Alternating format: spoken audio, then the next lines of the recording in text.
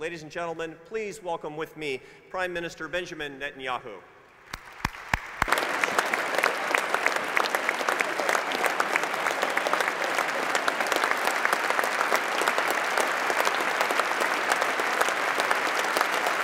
Prime Minister, you've said Israel has always been pro-American. Israel will always be pro-American. You yourself spent many years in the United States, as did your father. Tell us a little bit about what is at the heart of Israel's and your affection for the United States. Common values first. I think the values of freedom, free societies, the idea of individual choice that is enveloped with a collective purpose.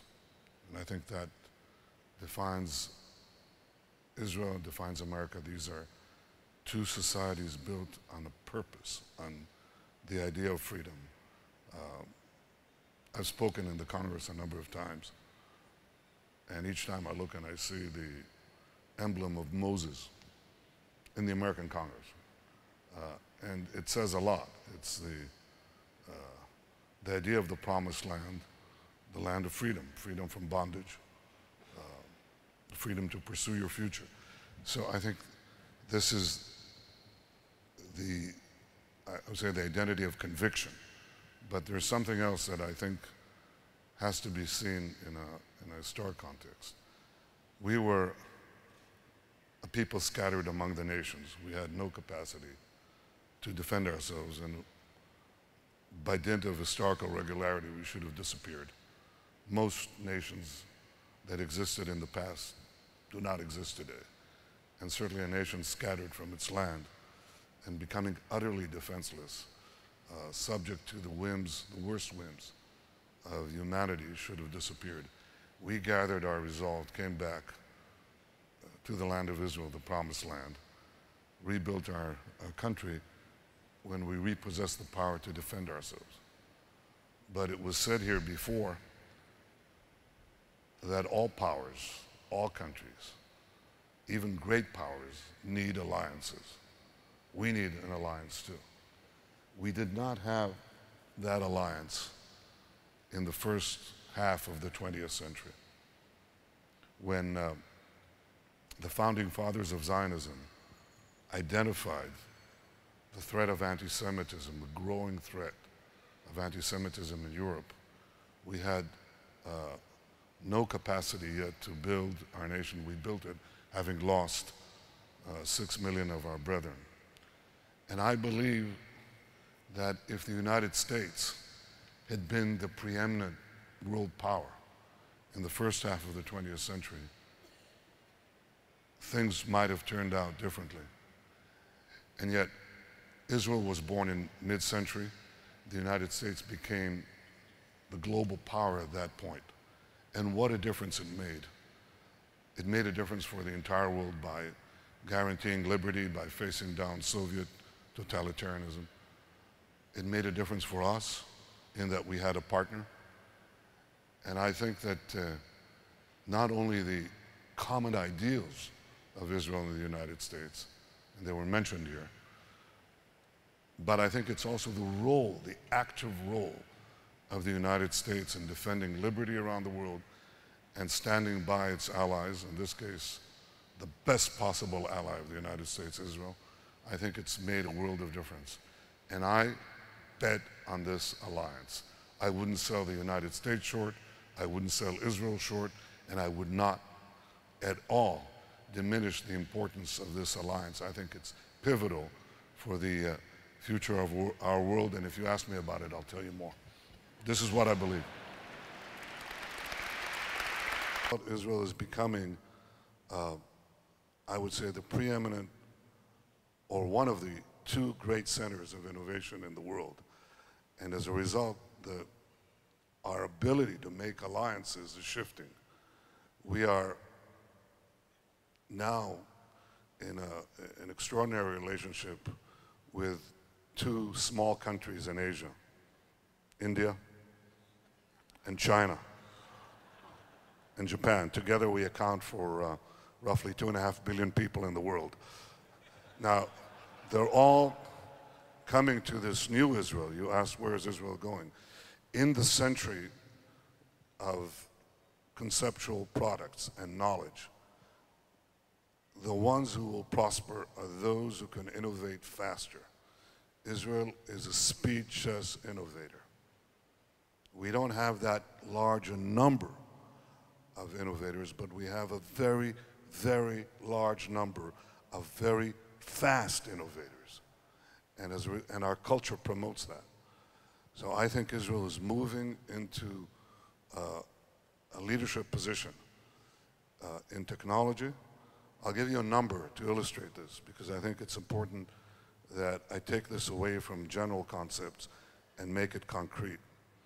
In 2014, as a result of a deliberate policy that my government is leading, Israel had 10% of the global investments in cybersecurity.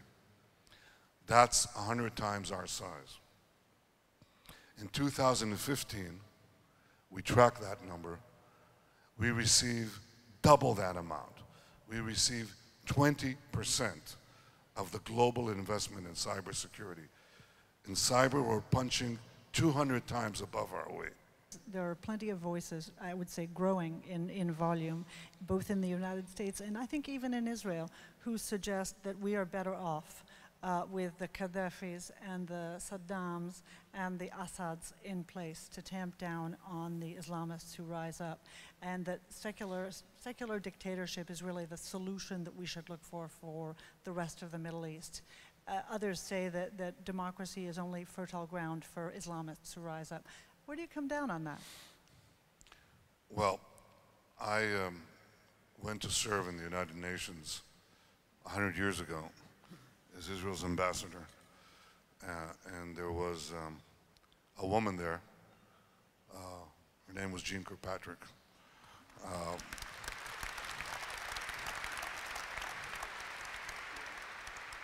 And I had read an article that she had written called Dictatorships and Double Standards. And she said, basically in this article, she said, we are committed to the larger battle against Soviet totalitarianism. And on occasion, we decide for the larger goal to make arrangements with secular dictatorships. That's basically what she said. Now, mind you, Saddam was horrible, horrible, brutal killer. So was Gaddafi. There's no question about that. I had my own dealings with each of them. But I do want to say that they were in many ways neighborhood bullies. That is, they tormented their immediate environment, but they were not wedded to a larger goal. The militant Islamists, either Iran leading the militant Shiites with their proxies Hezbollah and Islamic Jihad and Hamas, or even though Hamas is Sunni, or the militant Sunnis led by Daesh, by ISIS, they have a larger goal in mind. Their goal is not merely the conquest of the Middle East, it's the conquest of the world. It's unbelievable. People don't believe that. They don't believe that it's possible to have this quest for an imamate or a caliphate in the 21st century, but that is exactly what is guiding them. And against this larger threat that would present two Islamic states, one the Islamic State of Daesh and the other the Islamic Republic of Iran, each one of them seeking to arm themselves with weapons of mass death, chemical weapons in the case of ISIS, nuclear weapons in the case of Iran. That poses a formidable threat to our world. And therefore, if I have to categorize the threats, I would say that these are the larger threats. And it doesn't mean that you have to form alliances with secular dictatorships. It means you have to categorize what is the larger threat. And that is something that I think is required from all of us. Political leadership involves always choosing between bad and worse. I seldom have had a choice between bad and good. I welcome it when it happens, but these are by far the easiest choices. It's choosing between bad and worse that defines a good part of leadership. And I think I know how to choose that. Let's talk about Syria for a moment, and then I want to turn quickly to Iran. I have acted several years ago, and I think I was the first country to do that, to put a military hospital 10 yards away from our border with the Golan, with Syria. And we've taken in thousands of Syrians, children, women, men, amputated, horrible conditions, given them treatment in Israeli hospitals. We never show their picture, because if their photograph is seen and they're then rehabilitated and they go back to their villages or towns, they'll be executed on the spot. But other than that, I've left the internal battle in Syria untouched, because I'm not sure what to choose, and you have to openly admit it. But here's what I do define in Syria. I don't want Syria to be used as a launching ground for attacks against us. And I have said this to Vladimir Putin when I flew to Moscow to see him. I went to see him first to make sure that our planes don't crash at each other. It's not a good idea. But I told him, here's what we do in Syria. We will not allow Iran to set up a second front in the Golan, and we will act forcefully and have acted forcefully to prevent that. We will not allow the use of Syrian territory from which we'd be attacked by the Syrian army or anyone else. And we have acted forcefully against that. And third, we will not allow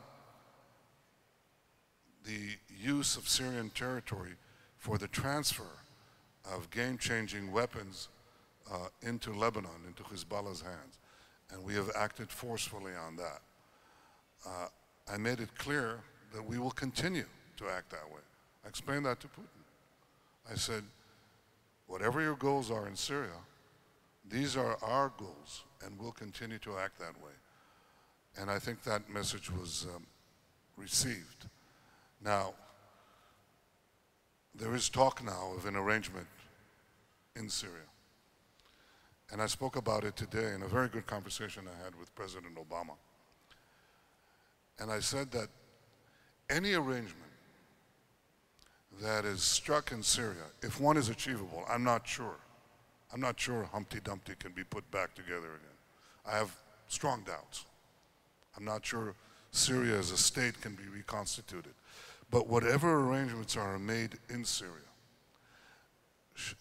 that do not preclude Iran from continuing its aggression against us directly or by transferring weapons to Hezbollah, that doesn't oblige us. We have very clear policy demands in Syria. We keep them and will continue to keep them. The defense of Israel is what concerns me in Syria, first and foremost, and on that we'll continue to act forcefully.